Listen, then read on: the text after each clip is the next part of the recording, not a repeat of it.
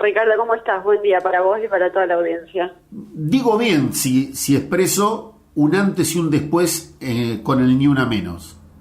Sí, claramente. Creo que la primera marcha del Ni Una Menos marcó un antes y un después en el compromiso de la gente con el Ni Una Menos. Exacto. Sí. Esa primer marcha... Sí, te escucho, discúlpame. No, que esa primer marcha fue una convocatoria que venían haciendo un grupo de mujeres preocupadas y se transformó en algo masivo que incluso trascendió las fronteras de Argentina, porque hoy en día se conmemora este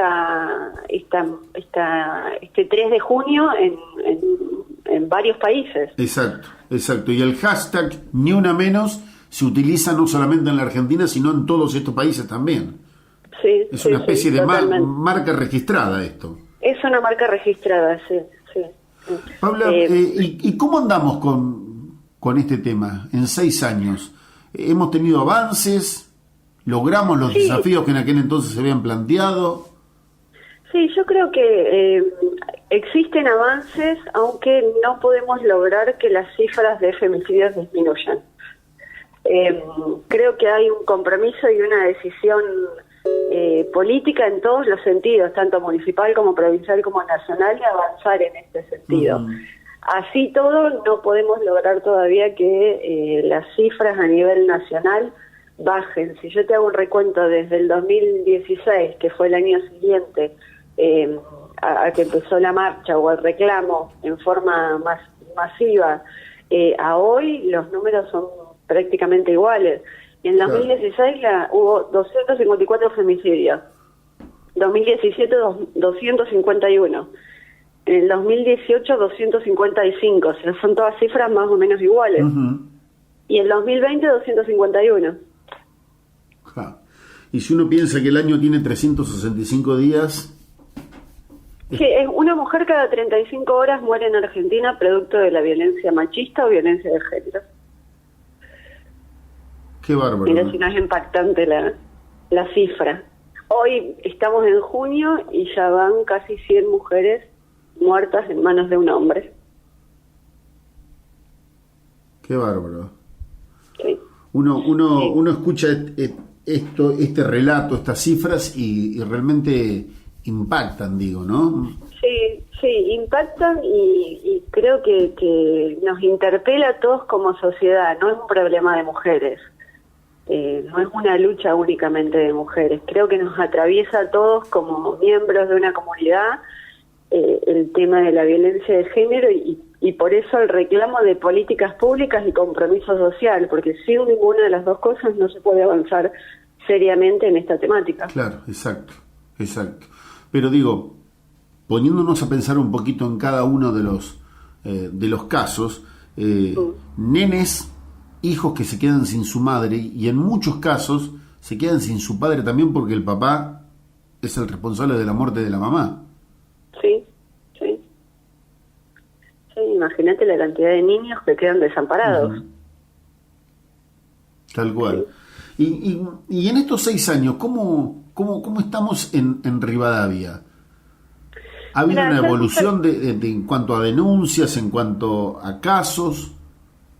Ayer justo estábamos dando una charla a un grupo que nos había pedido y charlábamos de esto. Nos preguntaban si habían aumentado o habían disminuido los casos, sobre todo producto de la pandemia.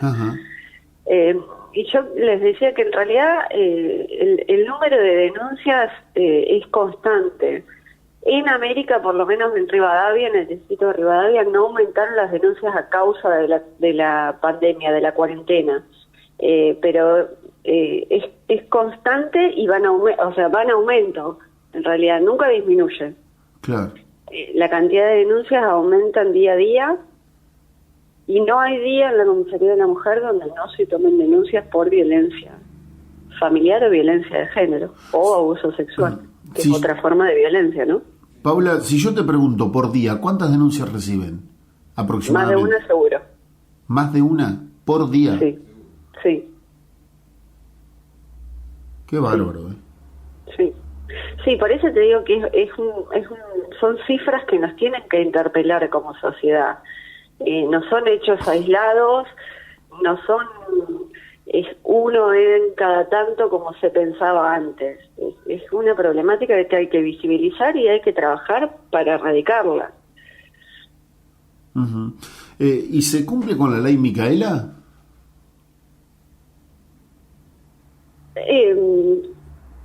Sí. Creo que está en proceso. En realidad no tengo conocimiento de cuántos funcionarios públicos, por ejemplo, hoy lo han culminado al curso, pero sí sé que están trabajando desde el municipio para que todos lo hagan. Sí. Es sumamente, lo sumamente mismo importante. sucede, por ejemplo, con el personal policial. Se está trabajando para que todo el personal policial tenga esta formación en género que menciona la ley Micaela. Exacto. Bueno. Y que es necesario, sobre todo para saber cómo abordar una cuestión. Hoy en día todo el mundo conoce a una persona, por lo menos, que sufre violencia de género. Entonces es importante que esa persona que está cerca sepa qué decirle. Obviamente que no le vas a solucionar el problema, porque el problema se tiene que abarcar desde distintas perspectivas y con profesionales. Pero que sepas dónde la podés mandar, a dónde la podés acompañar, qué le podés decir, cómo le podés preguntar.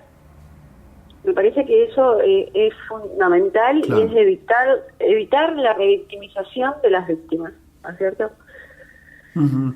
Paula, ¿sucede que a veces alguien realiza la denuncia sin ser la persona que está, un vecino, un amigo, alguien dice, llamo porque fulana de tal está sufriendo violencia de género por parte de Mengano, por ejemplo? Sí, sucede, por suerte, más de lo que se cree. Ajá. Porque eso implica un compromiso. Mucha gente se acerca a la comisaría diciendo, yo tengo conocimiento que tal persona está pasando por esta situación, pero no quiere, no se anima, no puede, no está preparada todavía para hacerlo, refiriéndose a la denuncia, ¿no? Sí.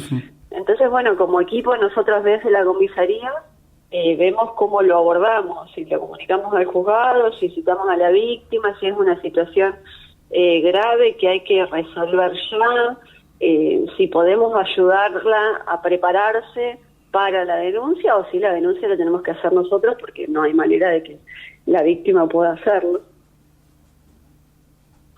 Y ahí comienza un largo camino para ustedes. Y ahí comienza, sí, para nosotros y sobre todo para la víctima. Uh-huh. Hay que pensar que la víctima muchas veces no cuenta con un entorno que pueda ayudarla, tampoco cuenta con medios económicos. El prejuicio que hay alrededor de todo este tema a las víctimas también les pesa. A partir de que la víctima decide denunciar, empieza todo un proceso en el que hay que acompañarla, no solo moralmente, sino económicamente, judicialmente, psicológicamente. Hay que brindarle herramientas para que esa víctima pueda salir de esa situación. Claro. Si no, siempre fracasamos y termina volviendo al hogar violento. Exacto. Se ha notado mucho en los últimos tiempos, fundamentalmente desde la llegada de Javier Pérez al cargo de jefe de la Policía Departamental de Rivadavia, que se visualizan más estos hechos de violencia, inclusive con aprehensiones de quienes rompen precisamente las restricciones que tienen. Sí, Javier es un conocedor del tema, porque de hecho él fue coordinador de la Superintendencia de Políticas de Género, conoce la temática y la trabaja en consecuencia. Con conocimiento y con el compromiso que se necesita de cualquier fuerza de seguridad. Es verdad que últimamente han salido más a la luz hechos de aprehensiones por desobediencia, pero siempre han existido. Por ahí nosotros tenemos la política desde la Comisaría de la Mujer de no hacer públicas esas cosas. Ahora por ahí se comunica mejor o se comunica más. Además, obviamente, el cambio que genera que una persona conocedora de la temática esté al mando de toda la fuerza de seguridad del distrito. Claro, exacto. El compromiso que implica desde la policía departamental, de la distrital, de los destacamentos, de la Comisaría de la Mujer, el empezar a trabajar en conjunto, es fundamental para poder erradicar y trabajar sobre la temática. La pregunta que me surge es esta: ¿qué pasa con el sujeto cuando es aprendido? ¿Qué pasa después? ¿Cómo sigue? Y lo dispone la Fiscalía. El sujeto que es aprendido por incurrir en algún tipo de delito se lo aprende y se hace la comunicación necesaria a la Fiscalía. Ajá. Una vez que está dentro de la comisaría aprendido, queda a disposición del fiscal. El fiscal lo tiene que indagar y determina la libertad o no del sujeto. Claro, todo tendrá que ver si lo había hecho en alguna otra oportunidad, si era la primera vez. Sí, tiene que ver con los antecedentes, claro. Tiene que ver con el hecho en sí, tiene que ver con la peligrosidad de la persona, sí, tiene que ver con un montón de cosas que el fiscal evalúa y tiene que determinar si convierte esa aprehensión en detención o si lo deja en libertad. Y el tema para ustedes también es el después, ¿no? Digo, el después de la libertad, por ejemplo. Claro, sí. Sí, por eso tenemos que trabajar en conjunto. Nosotros, una vez que la persona quede en libertad o recupere su libertad, necesitamos que la víctima ya esté protegida. Claro. Ya haya medidas desde el juzgado adoptadas, ya esté en un lugar seguro, con un entorno que pueda ayudarla a cuidarse, que tenga medios como para poder salir adelante. Exacto. No se termina en la denuncia. Ojalá fuese tan fácil como ir a hacer la denuncia y ya está, resolví el tema. A partir de la denuncia empiezan un montón de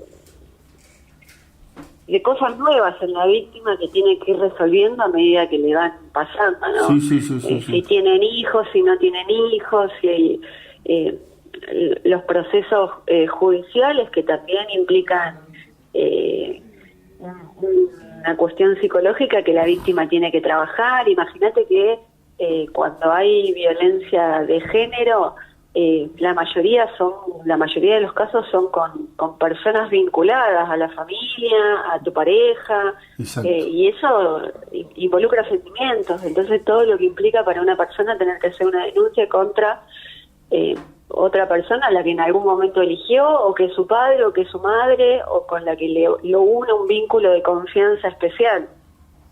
Exacto. Y en estos 6 años, ¿estás conforme con lo que se ha hecho o se podría haber hecho más? Es un trabajo de hormiga esto. O sea, yo siempre quiero que las cosas se resuelvan ya. Soy un poco impaciente en esas cuestiones. Veo que se está trabajando y que se ha avanzado en un montón de cuestiones. Uh-huh. Me gustaría que otras se resuelvan con mayor celeridad. Me gustaría que la justicia resuelva las causas penales inmediatamente. Claro. Me gustaría que estas aprehensiones no se conviertan en libertades. Pero bueno, veo avances y eso me da esperanza.